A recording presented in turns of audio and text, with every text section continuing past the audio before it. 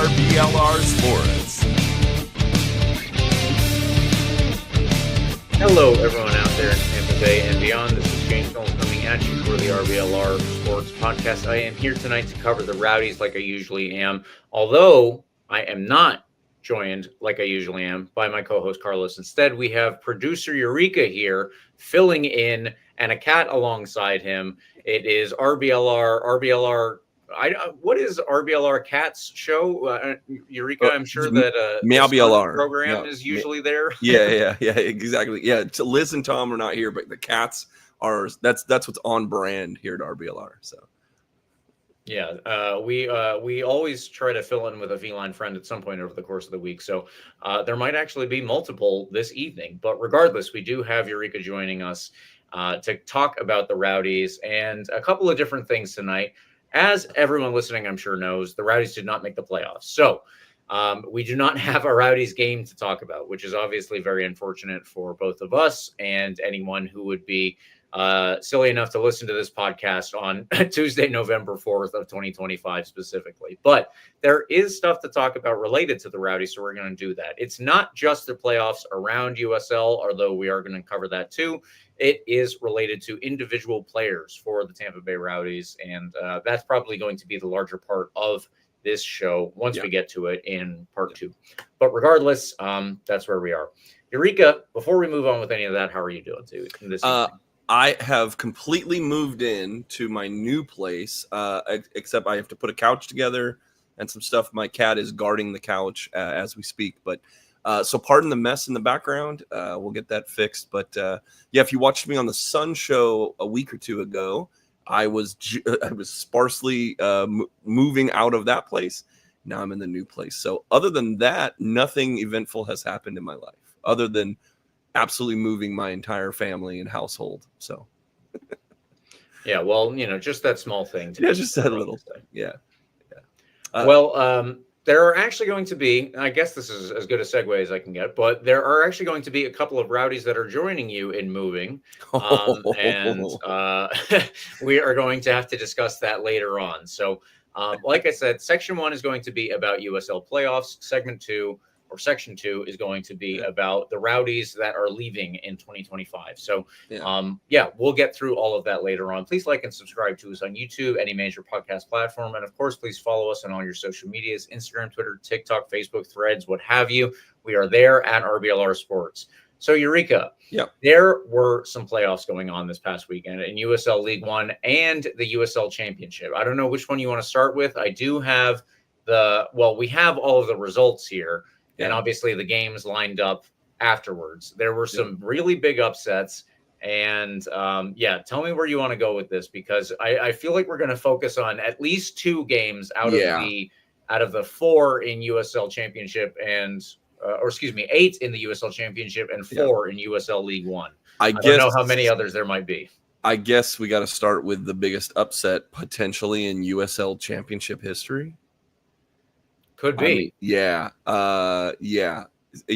Louisville City crowned the Shield, right? With the most, I think they had the most points per game ever, and the most, if not that, the most. They have a lot of points in the East, and undoubtedly the Titan from start to finish of the entire year. And they get upset by that scrappy Orange team from Orange County. You have everybody that's in the tournament, you have a chance. We were talking about it. Like, I know people were saying, oh, if the Rowdies make it, they're just going to go to Louisville and they're going to get beat up. But Detroit. I'm sorry, I mixed up. Their notes are crazy here. But so Detroit, who tied with us, it was like, oh, whatever. If we beat Detroit, whatever, we don't have a chance. Well, Detroit beat and upset Louisville City. So anything can happen in 90 plus minutes. And, there you go. So what were your overall thoughts on that? What do you say? I mean, how did they pull this off is my question. I just don't understand it. It's unfortunate for us, obviously, because we could have gotten into that spot if we were, if we were slightly better over the course of 2 or 3 games, and I would or I would have liked for us to be in the position to knock Louisville City off. But like, Detroit against us, they could only manage a draw, right? And it's not like we've been the best team all season, obviously. So Right. how they went and they turned around after drawing with us 1-1 and they beat Louisville City 1-0. I mean, it's just got to be some type of curse, some type of hex on number one seeds. Apparently didn't affect the teams out west, or the one team out west, the number 1 seed out west. Yeah. But Yeah. I truly don't know how they pulled this off. It's absolute insanity to me.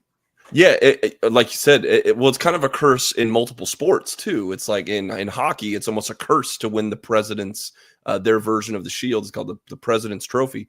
It's almost a curse. I mean, and if you look in USL, I think in League One and in the championship, the amount of teams that have been the number 1 or best team in the league and almost did the double, I guess, or triple with the Jaeger Cup.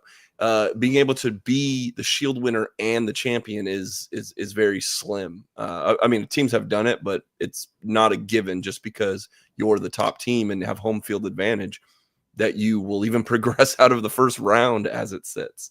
So, it was wild. I out of the two that I think we're going to talk the most about, I did not watch this one, but I was staying up to date with it. Between the Discord chatter in a couple Discords that we're in with USL related, and just the tweets and USL championship, of course, like kind of leaning in on the absurdity of what's going on. But yeah, I mean, I guess if I'm looking at my notes from this, it was I think from the notes that I was looking and reading, John Morrissey, of course, on Backheeled, which you should subscribe to and go to all the work that John Morrissey does just between his free USL tactics and the Backheeled is just unrivaled for sure. But we're looking at Detroit sort of they put a more defensive 5-4-1 together. They kind of tucked in their wing backs, and then you basically just figure it out. You go park the bus and go get one. And that works sometimes, especially if you're outmanned and outgunned. And I mean, Detroit's we needed 2 goals to get against them. And we weren't able to get that. And neither was Louisville in order to make it through. So yeah, I guess that's right. You could look at it that way. Everybody that needs 2 goals against Detroit City falters. But yeah, right.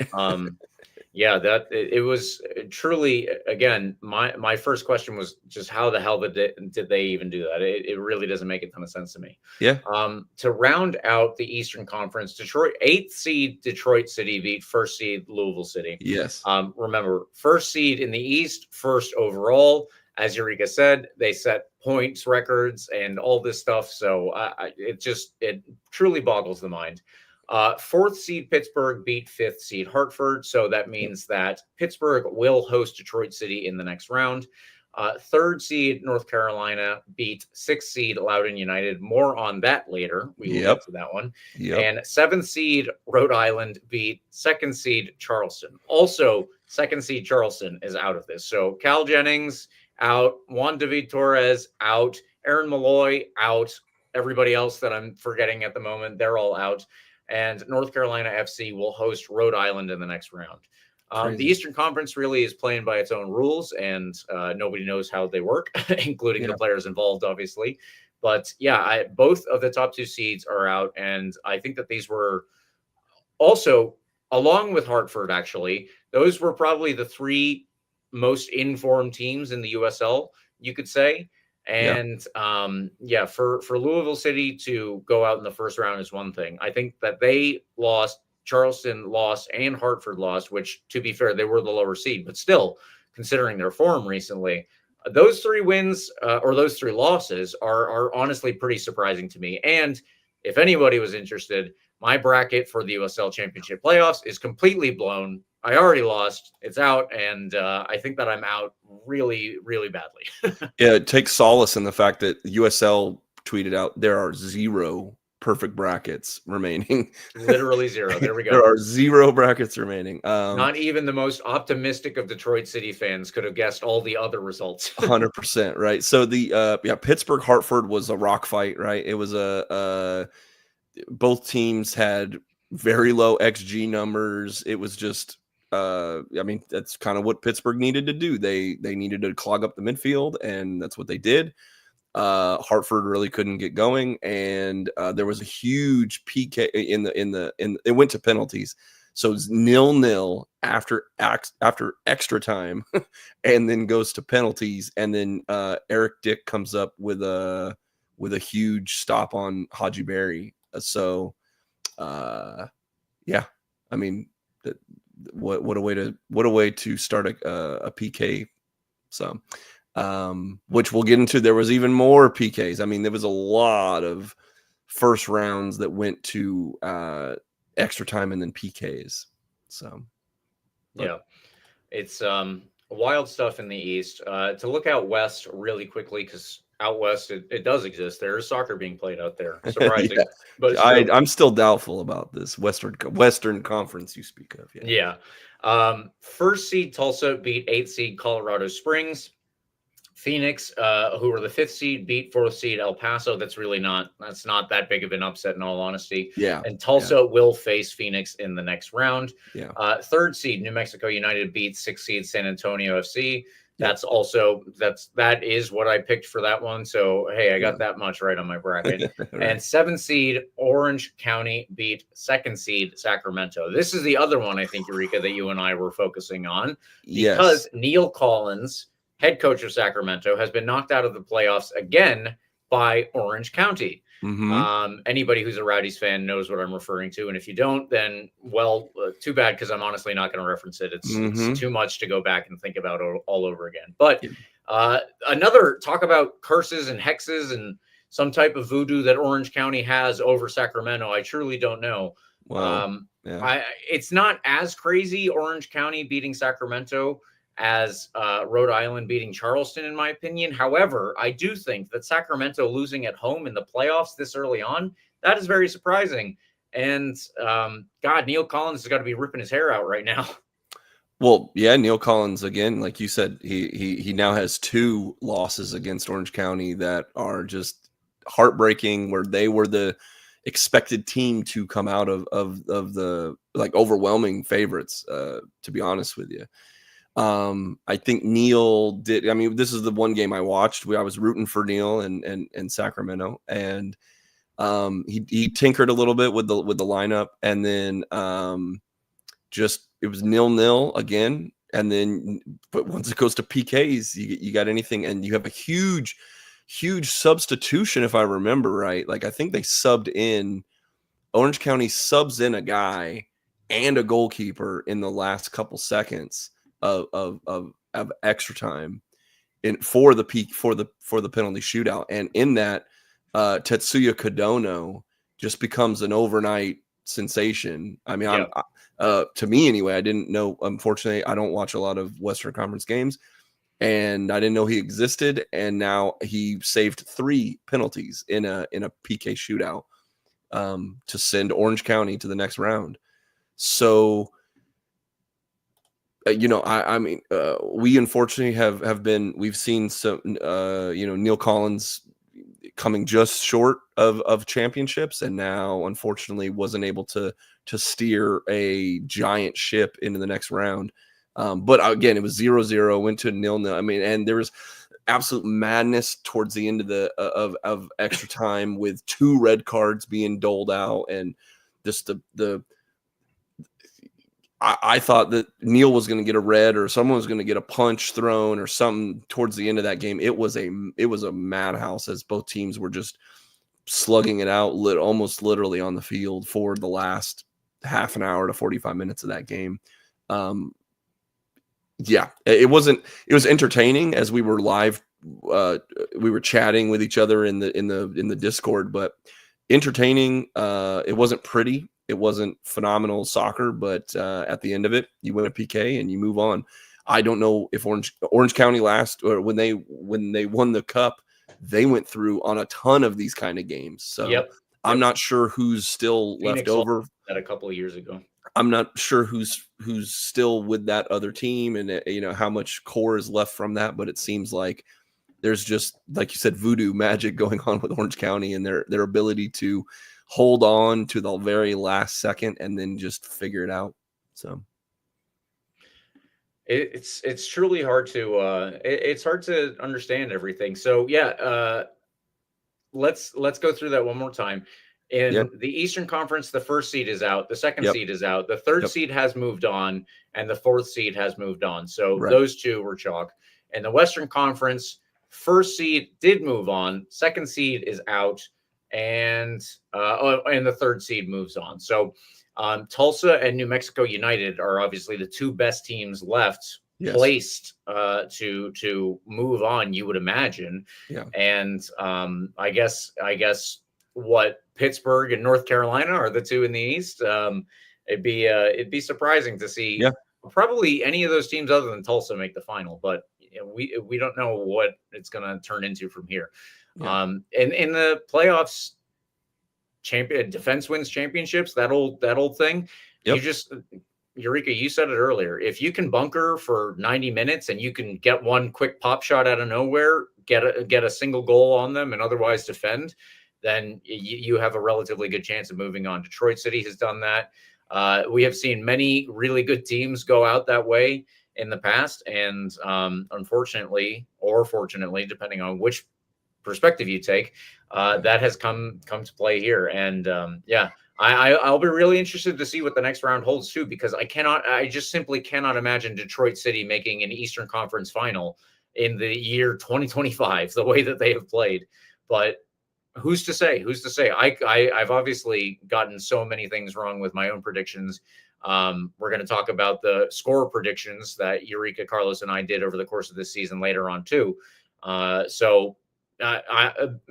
Suffice it to say, Eureka, I was about to say Carlos, suffice it to say, Eureka, I think that we have learned that we actually know nothing about the sport. We know literally nothing about the sport, and there's really no use in predictions at all. Undoubtedly, of course we know nothing. But what I do know is North Carolina, who I'm sure we'll talk about later on in the show. North Carolina now controls home field advantage in the East, and Tulsa hangs on after one more round. They still, and I believe New Mexico also has home field for their semifinal or a quarterfinal. So, I guess conference semifinal. So. Yes. So that is where things sit in the USL Championship. A brief look at USL League One. 1 seed, Knoxville beat 8th seed Charlotte Independence. 4th seed FC Naples beat 5th seed Union Omaha. So Knoxville will host Naples. 7th seed Portland beat 2nd seed Chattanooga. So Let's go Hearts. Yeah. Hearts. Yeah. I think Portland Hearts of Pine have to beat a dead horse here, have captured a lot of hearts. And I think that there were probably a lot of people rooting for them. I would certainly have rooted for them over Chattanooga, because I don't know if Chattanooga, unfortunately, or fortunately, depending on who you are again, they are not even the biggest soccer club in that city. So that's probably an issue in Tennessee, but whatever. Portland did what they needed to do, and they move on. They will be facing 3 seed Spokane, who beat 6th seed South Georgia Tormenta. So the 2 semifinals will take place on Saturday and then on Sunday. And we'll be interested to see how that one plays. Portland, after traveling to Chattanooga, will now go across the country and face Spokane. And Knoxville, like I said, will host Naples. So pretty interesting shakeout there. Eureka, do you have any input on these games? Because I don't have much other than I would probably say go Portland and their awesome jerseys. I like to watch League One from afar. This is about the time that I think I might. I haven't spent any time watching any League One, unfortunately, but as it whittles down to now the semifinals and the finals, I think it's going to be good soccer. I like League One as a whole. It's good to see. I mean, you talk about successful branding, successful grassroots organization, success. I mean, some of these teams are outdrawing the championship. So it's like it's phenomenal. And now's the time. If you already pay for the ESPN Plus, you get to watch some of these. So Um, that is the whole roundup of the playoffs. But Yeah. like I said, a real mess of things if you decided to make a bracket, and a lot of real big upsets. I don't think that we can call these cup sets because even though it is leading towards a cup, the playoffs are different here. But yeah, I don't know. Really difficult to make heads or tails of what went on here. I don't know. I have no Very idea who's in either one of these playoffs. I have no idea who's coming. I mean, Tulsa is still the top seed over there, but like, are they favored now to win the championship? Who knows? You got to survive the tournament. So You got to survive. That's it. who knows what can happen? So Yeah. the unpredictability, I think, is the selling point. So I totally agree. I totally agree. If you are looking at the seeds and you're looking at who's moving on, you're definitely scratching your head. So that is a positive in my opinion. With that said, liking and subscribing is free, but if you think you might need some new threads coming up for the year, let's say 2026, which will be on our doorsteps as soon as you blink, you can support this podcast a little bit more by heading over to shop.rblrsports.com and checking out all the designs that we've got going on there. There will be a link in our description, or if you're watching, you can click right there, right beneath my head. And you can use the promo code COYR for 10% off of your order if you find anything you like, which, as I say every week, I'm sure you will. Eureka, this is going to be the larger portion of our show here because it is actually related directly to the Tampa Bay Rowdies, which, of course, is the subject of our program, too. Let's get into it here. We talked last week about two players that are retiring, Forrest Lasso and Leo Fernandez. Obviously, those are big players with big shoes to fill in Forrest Lasso's place, quite literally. But we are definitely going to see a couple more Rowdies players leave from 2025. I don't believe that any of these guys has announced that they're retiring, and I wouldn't expect that they would be retiring either. But just to let you know, 3 players at this point have announced that they will not be with the Rowdies in 2026. We have not heard from the club specifically, but I think it's pretty much safe to say if the player says that I'm not coming back for one reason or another, and usually saying thank you on their way out too. That's a pretty good source. Yeah. Yeah, exactly. The players about the best source that you can get. So those players are Manuel Arteaga, Ollie Bassett, and Thomas Van Keezel. I'll go through each of their stats, but before I do that, I wanted to turn it over to Eureka and just get your immediate thoughts on that news. Yeah, I think Arteaga hopefully does better with a scene change. Coming off a successful campaign a couple years ago, I think it began very bad. Well, I guess we can get into this a little deeper, but like overall, Ollie, unfortunately, with the injuries, couldn't really get it going. He was given the opportunity to start. He made about half the year of starting, ups and downs. Then he gets hurt. That's about it. Van Keezel, same thing. He becomes a stalwart starter under all 3 coaches that we had this year, and I guess I think Arteaga spun it up in the end, but all 3 of these guys had contributions on the pitch. I think Van Keezel not coming back, it might be part of the youth movement, but there were ups and downs with him too. But I don't know if you wanted to get deeper into each topic. But overall, it's kind of like some good and some bad, mixed feelings about all 3 of these players overall. Over their tenure as Rowdies. Yes, absolutely. We should talk about the tenure, but I do want to hit on their stats from 2025. Please. So Manuel Arteaga, 36 total games. That is across all competitions. So by that, I mean, obviously USL championship games. And then we also had Jaeger Cup games and 2 or 3 US Open Cup games. I don't remember now. But 36 total games for Manuel Arteaga. Yeah. Of those, 28 total were starts, 11 goals and 4 assists in all competitions. 5 total man of the match from 2025 or in 2025 from RBLR Sports. So that was either me or Carlos or Eureka when he stepped in to cover for either myself or Carlos in the past. And I mean, ultimately, you could say that those are pretty good stats. I think that anytime somebody hits double digits is good. But we're going to probably hit on this, that there were some dry spells over the course of the season for sure for Manuel Arteaga. Yeah. Ollie Bassett, he is the next one. 25 total games across all competitions, 18 total starts, 2 goals, 4 assists, 3 man of the match in 2025 from RBLR Sports. I think that he started well, and probably things dried up after that. But as I said, we'll get into that a little bit more. Thomas Van Zeal, 31 total games, 27 total starts, 2 assists, and 2 man of the match awards in 2025 from RBLR Sports. So, yes, let's start with Manuel Arteaga. He's the first one listed. And also, actually, I didn't mean to do this, but they happen to be in alphabetical order anyway. So that works out. Manuel Arteaga. Eureka, what is your take on his spell in 2025? And let's do legacies after we cover the 3 of them again.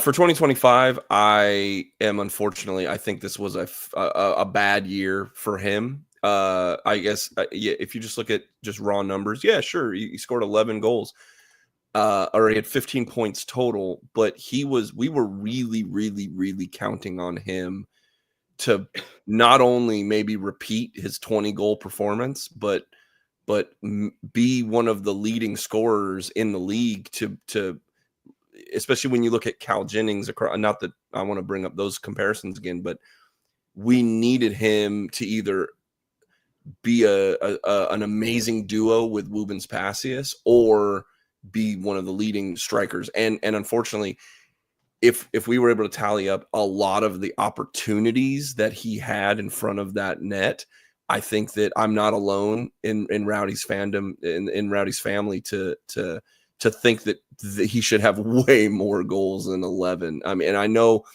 it's difficult. I know, but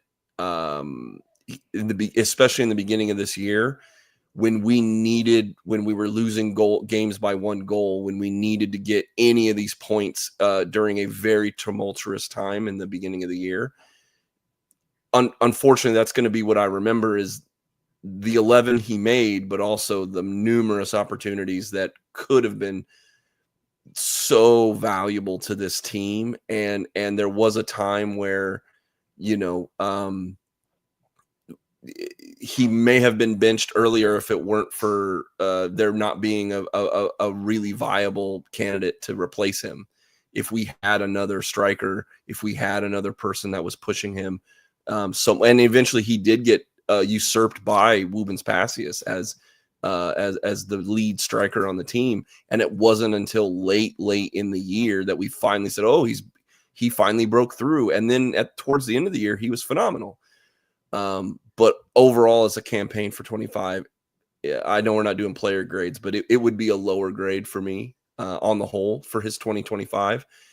And his legacy is better than that, when we'll get into that later. But at his 2025, I'm trying not to be mean, but it was a down performance for me, and unfortunately, we needed it to be better. Yeah, I mean, I really can't disagree with what you said there. To start the season, I remember that it was Woobens Passius and Manuel Arteaga starting every game together. And I think Carlos and I talked about being worried that they might get burnt out at some point if that was going to be the way that it continued to play out. Yeah. Obviously it didn't. Woobens Passius actually was the one that was dropped to the bench, despite probably having better production, especially in the first part of the season. Yes. And, at that point, I don't remember how much offensive production we were actually getting. And you really got to say, I don't think that we had a ton of offensive production until the last couple months of the season anyway. Yeah, Paul Marie era. Exactly. We're going to talk about that more over the course of the offseason. But when Paul Marie and Alex Mendez came in, I think that's when we really started to actually see some stuff from this team offensively. Yeah. That doesn't come down to Manuel Arteaga more than other players. I think that Manuel Arteaga is the symptom, not the problem, right? Because he's the striker. He's the guy who gets on the end of a lot of these final crosses. He's the guy who's supposed to head it home, and then he can go and celebrate the guy who gave him the assist. But at the same time, yes, there were still missed chances, to be sure. And that doesn't mean, even if it's just a lack of chances that he's getting overall, that contributes to this. That doesn't mean that he's off the hook, and that doesn't mean that he couldn't have done more in games. So Yeah. I do generally agree with what you're saying, Eureka. I think that Manuel could have had. I think that we've seen much better seasons in the USL Championship from Manuel Arteaga. Well, I think it's part of it too. Is the expectations were very high. Exactly. We know that player is inside of him. We've seen it. We saw it. We had no reason to believe he's down was because of an injury or and of course the other players around him it didn't really click in the beginning of the year. So and that ultimately hurts it. But on the whole for 2025, unfortunately, yeah, that's it. But he's such a good player, and that's why I think it's so much of a disappointment for this particular season. Yeah, no, I would agree with that. Yeah. All right, the next player that we have then is Ollie Bassett. We obviously already touched on his stats for the year. Ollie Bassett, I think that he was a player that stood out as one of the early signings because he was coming from the Canadian Premier League, where he had previously been their MVP. It wasn't the season before the Rowdies signed him, but it was pretty recently. So yeah, I think that he came in possibly with a good reputation that, in my opinion, he might not have lived up to over the course of 2025. Eureka, where do you fall on Ollie Bassett? I do. Ollie's a great guy. Obviously, we're happy that we got to interview him here at RBLR. He was gracious with his time all year. And then I know even towards the end of the year with him getting his injury, he was still very active and around, and Al Lang, and learning photography from Morgan, as well as the couple photographers that we have here at RBLR that get to cover the games. So Ollie's a cool guy, passionate guy, all that stuff. On the field though, it didn't really live up to the billing that whether we wrote that expectation too high or we looked at it like, hey, this guy's high quality and he's coming in, and we'll see how that translates from the Canadian Premier League to this league. But ultimately, I kept saying this in our chat that for all of the running around and for all of the action that he's doing, there just wasn't results to them. He did a lot. I mean, I'm sure his Opta statistic of him running around the pitch and up and down and left and right is on the higher end of like meters covered. But again, it was that part of the season where when he was starting, when it was like there weren't chances being created. There were some defensive things that like he does all this running, but there's a lot of smoke, but no fire at the end of it. And unfortunately, he didn't get a chance to really like make up for that later on, like in the Paul Marie section of the season. I mean, he wasn't there. We could have used maybe some speed on the wings from him and a couple other players that got hurt. And we didn't get to see that. So I can only judge off of the 25 games he played. And ultimately it just wasn't setting the world on fire, I guess. Again, it looks like he has a lot of potential. It looks like, and I'm sure this is I think this maybe splits the fan base a little bit. I'm sure some guys saw what he did and saw potential and saw the action and the movement and the desire that he has, which I truly believe he has all those things. It just ultimately a USL championship, it didn't translate. Yeah, I can't really argue again with that. And I was frustrated at certain points, if I'm being honest. I think that Ollie Bassett has shown in small amounts. He's shown in small amounts what I think we all expected, and then it never really materialized into something that he could do on a more regular basis. It never turned into something that was a genuine threat for the Rowdies. It was nothing that teams had to turn their whole playing style around to avoid. So I thought that Ollie Bassett had more to give us, and I still think he could. It's not like he went from a CPL MVP, in my opinion, to a a pretty average player in the USL Championship. But Yeah. unfortunately, I didn't see the level. I didn't see the level when he played with the Rowdies. Yeah. So yeah, I'm not sure what the difference is, and we of course wish him all the best in the future. But Of course. he has a level. He has a level that I just don't think he reached with us. That's the best way to put it, in my opinion. He's a good player that we didn't get to enjoy it. Maybe it's a type of situation where if he stuck around for a second season, he could get a little bit more used to the style, could get a little bit more used to the settings, because it is very difficult, I'm sure, to go from playing in Canada to playing in Florida. But you at the USL Championship level, honestly, you don't get a ton of second years overall. If you look at the number of contracts, you don't get a lot of people sticking around for 2 years. So that's all we got. Yeah. I wish him all the best. Yeah, absolutely. The last one is Thomas Van Keeziel. Thomas Van Keeziel actually returning for his second stint with the Rowdies. His first stint was here on loan a couple of seasons ago as kind of a utility player. And what did he do this year but a utility role? He filled in as a center back. He filled in as a right wing back. He filled in as a defensive midfielder at times. There were moments when I felt that he was more and less competent, to be sure, depending on where he played. And there are moments that I think Thomas Van Keeziel had fantastic games, actually. One in particular, I gave him the man of the match for this one. It happened to be the week that his wife had just given birth. And so I don't know if he was a first-time dad or if that was a second or third kid, but I do remember that he had become a dad. So it was notable. And Carlos and I were saying that maybe there was some bump in enthusiasm, confidence, whatever it was. New dad energy is exactly. I can tell you, it's a thrill. Yeah, it might have been something like that. You're not sleeping at all, but the adrenaline makes up for it. So yeah, right, exactly. It's a natural drug, obviously, but so yeah, I thought that was a very, very good game that he had. But there were moments. I mean, well, here's the issue that I see overall.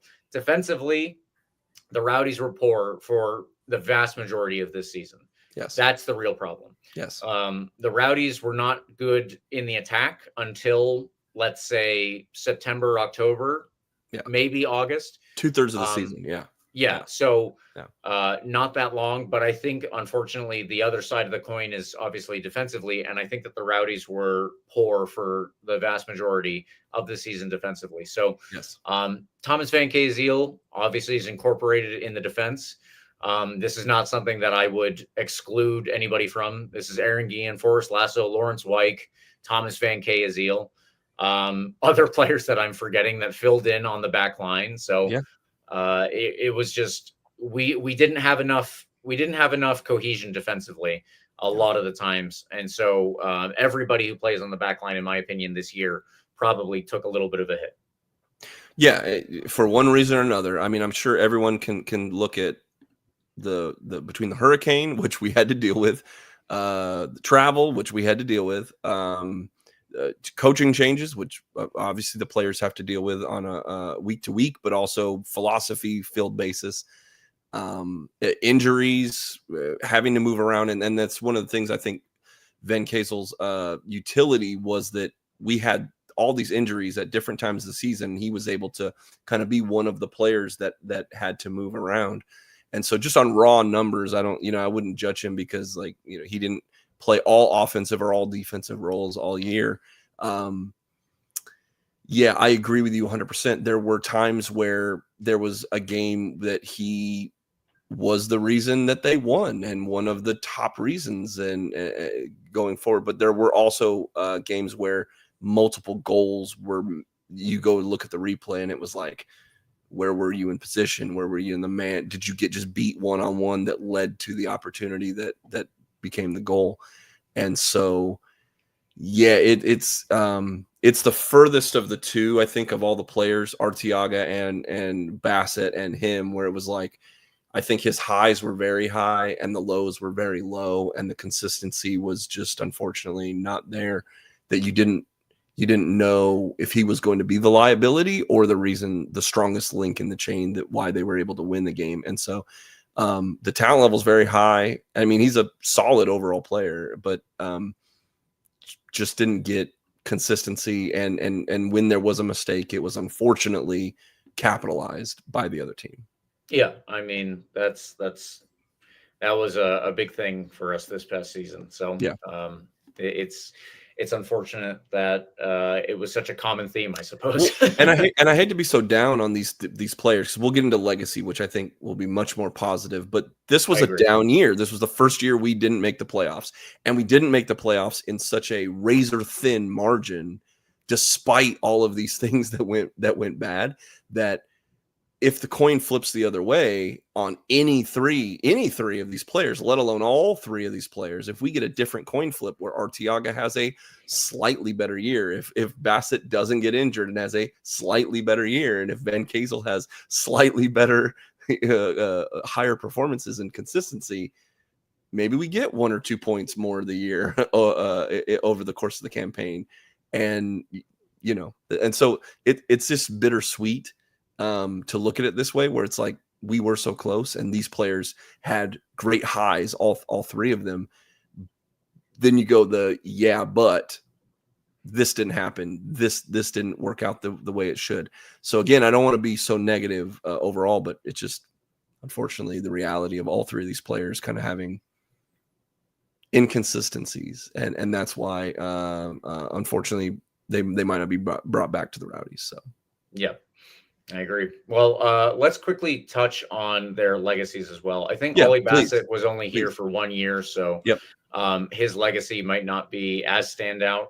I think Manuel Arteaga will leave with a positive legacy overall. 100%. As I said, he did hit double digits this season. It was still a down season, and we just talked about how we probably wanted him to do better.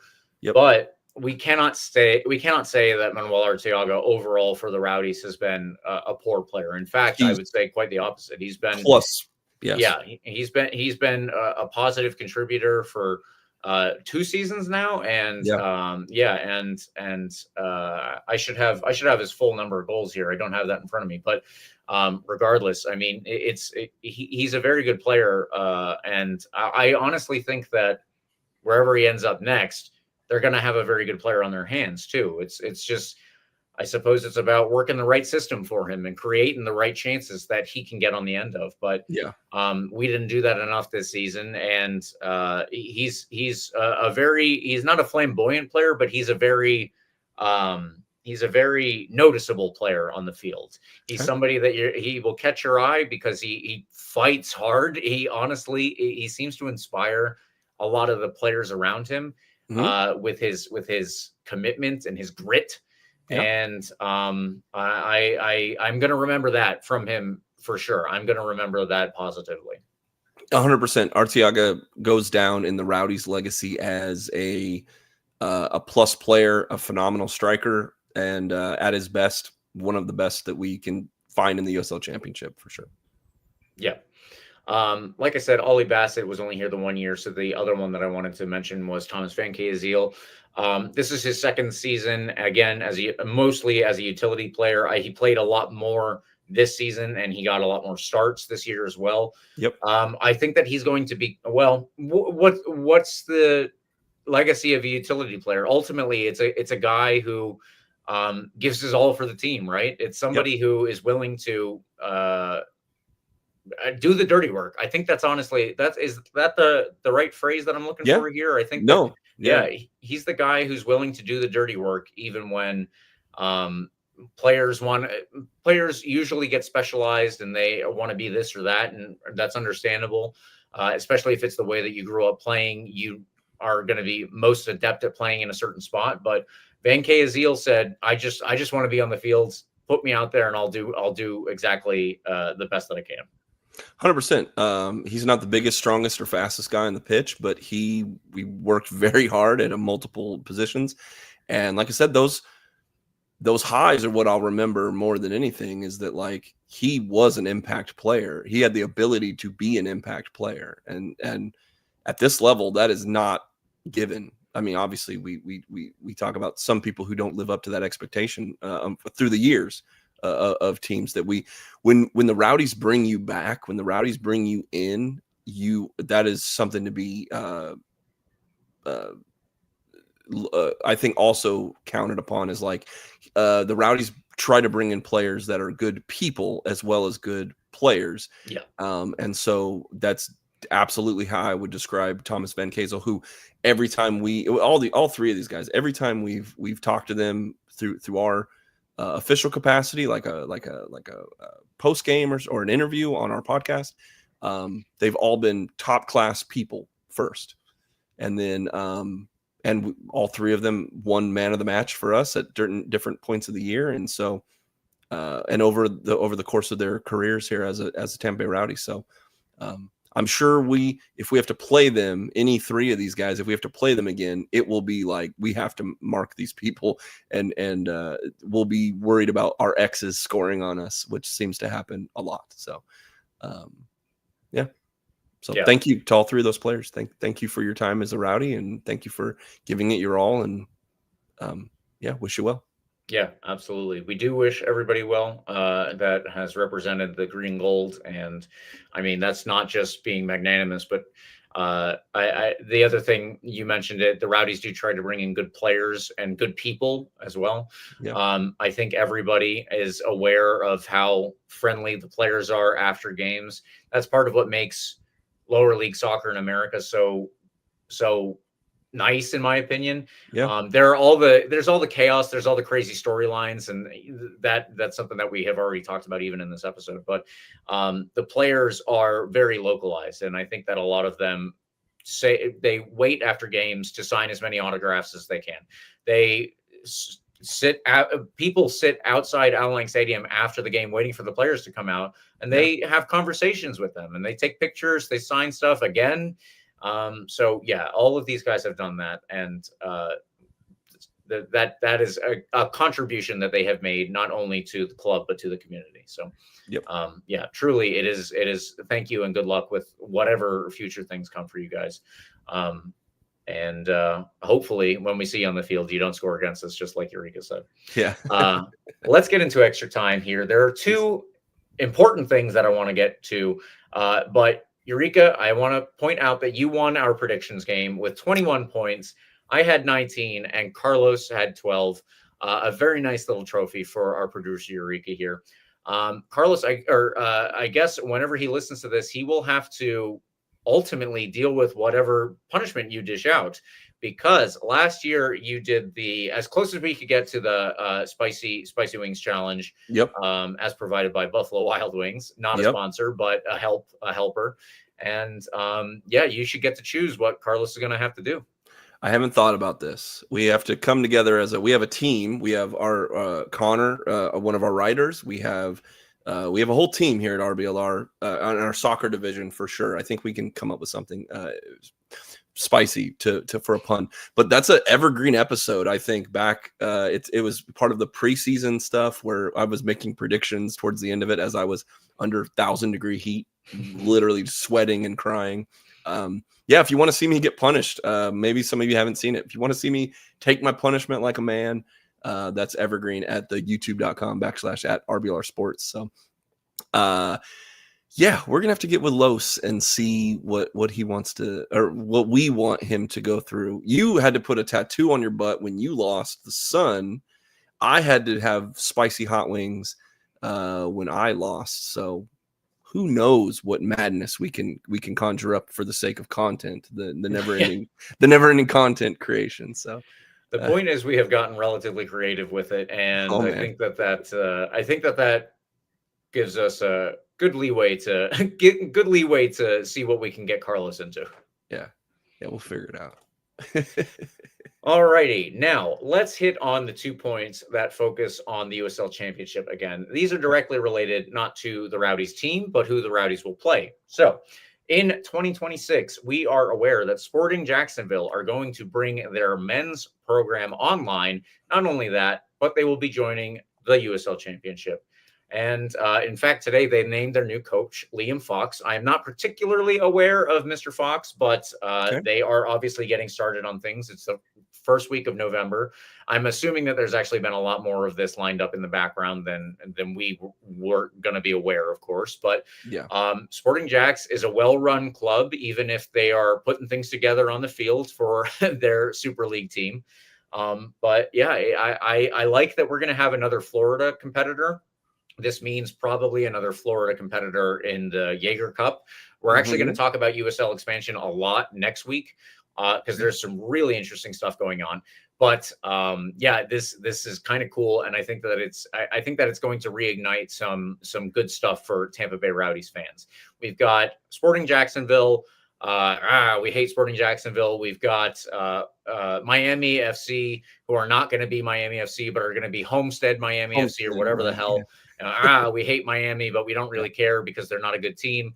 Right. Sarasota is joining USL League One. Fort Lauderdale United is joining USL League One. They're another team that have a Super League squad already going. So soccer in Florida, Eureka, it's big, it's growing, it's awesome. Yeah, I was going to say about Liam. Yeah, we got a Florida division going for sure. We're going to have we're going to have to figure out a way to be able to track all the teams and make like a Florida Cup or something it's like an RBLR Florida Cup thing that we can figure out.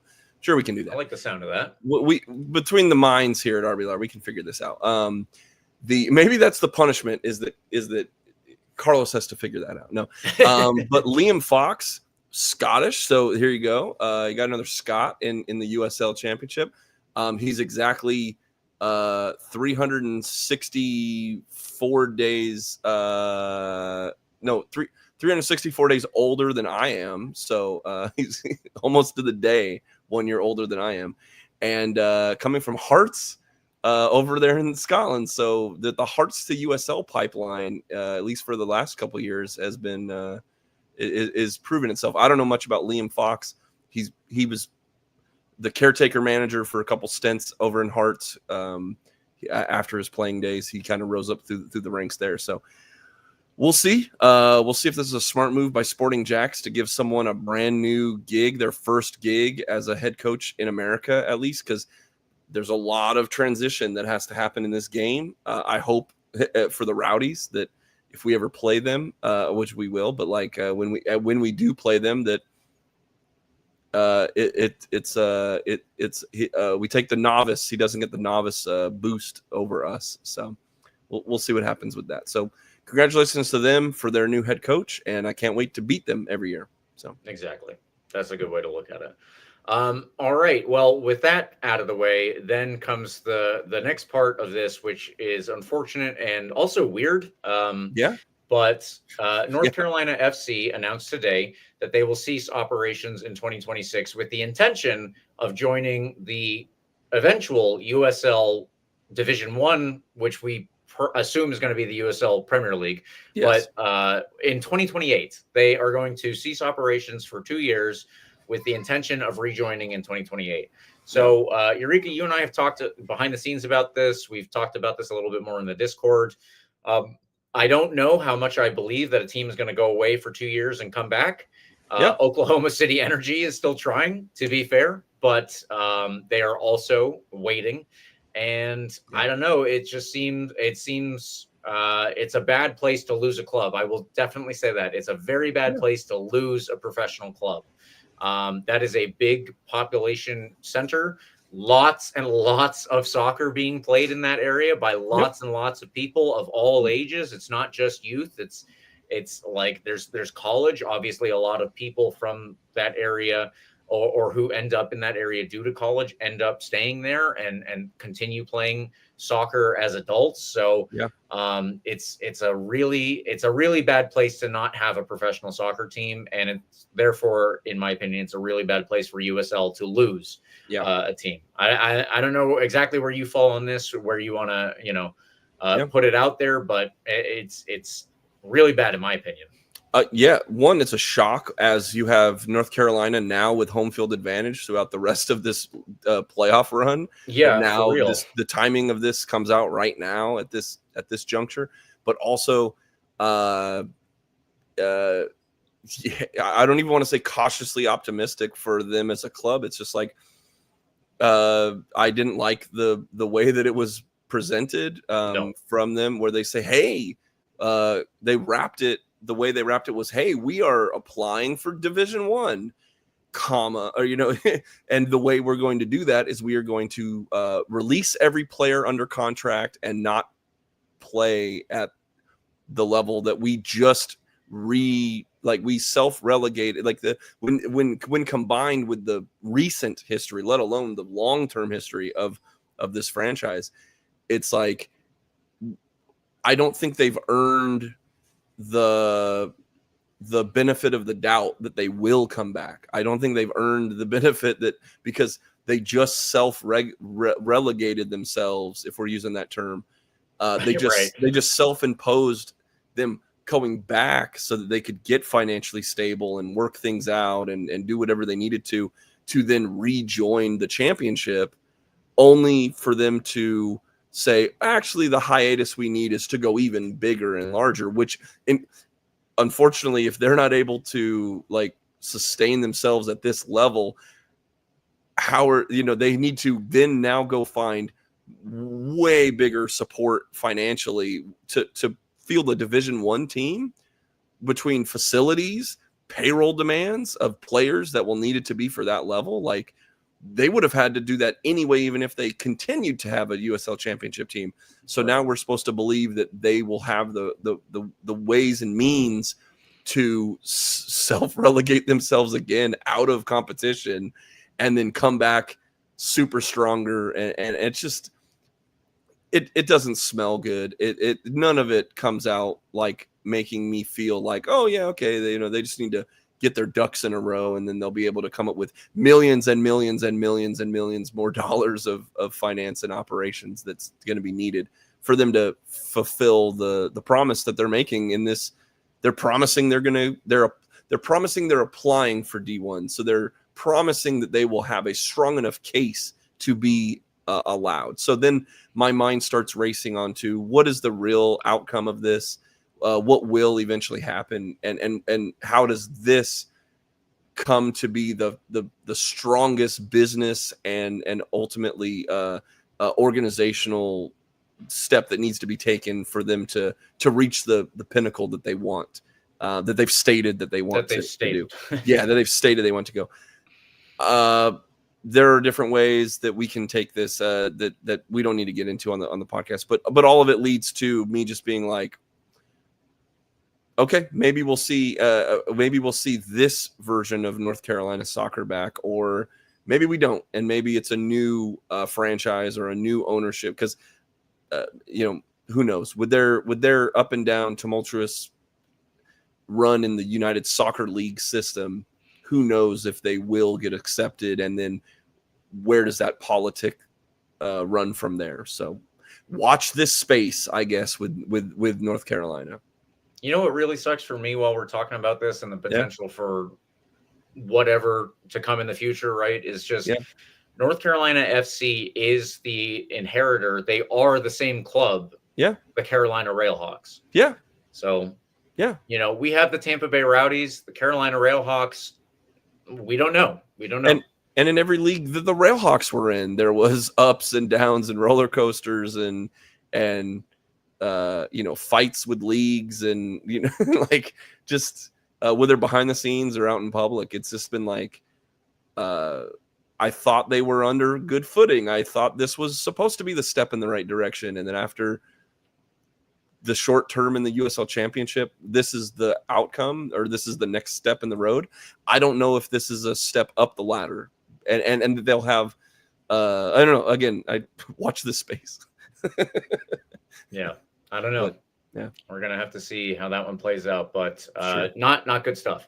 No. Like I said, we're gonna talk a lot more about USL expansion in 2026 coming up next week. So we'll get into North Carolina as much as we can. Then maybe some more information will come out, but there's also a lot of good stuff to come out for the upcoming season. Please stay tuned for that as well. Eureka, I think that we have done everything that we were going to do tonight. Is there anything left to say? I mean, I guess I would say, yeah, enjoy the rest of the USL playoffs. I don't know the next time I'll be able to get on camera, so I'll just say I hope that we all enjoy the playoffs for what they are, even though we don't get to be part of them right now. And the team, is working hard. I know they're already taking steps. I've had conversations with people. I know they've already been taking the steps for 2026, and it might be a while until we hear things publicly, but it's I'm excited for 2026. I'm excited for this season to get just over with, and for us to be able to switch into preseason mode in just a couple now we're talking about weeks until the end of the calendar year and everything. So we'll see. All righty. Well, with that, I will go ahead and say thank you, listeners, for joining us tonight. We always appreciate when you do. Please follow RBLR Sports on Instagram, Twitter, TikTok, Facebook, Threads, Blue Sky, anywhere you are, we are too, at RBLR Sports. I am mostly on Twitter. If you want to get at me, at RBLR James K. You can use the hashtag AskRBLR, or you can reach Eureka at Eureka RBLR on every form of social media. But my Denver Nuggets have just started their next campaign. If you don't have a basketball team, you should watch the Denver Nuggets. They're awesome. Roma is towards the top of the table. We could have been at the top of the table, but of course we, in Roma fashion, bottled it. But things are going good everywhere else. So maybe I'm talking about Roma. Maybe I'm talking about Nuggets. Maybe I'm dropping Rowdies news. Who knows? At Eureka RBLR. Like and subscribe to our podcast. You can get the full experience on YouTube. If you just want to listen, no problem. We are on Spotify, the iHeartRadio app, Apple and Google Podcasts. Again, wherever you are, we are too. So for another week in the bag without a Rowdies game, but looking forward to the future. As always, come on, you Rowdies. Ebor is the cutest little cat. See you guys.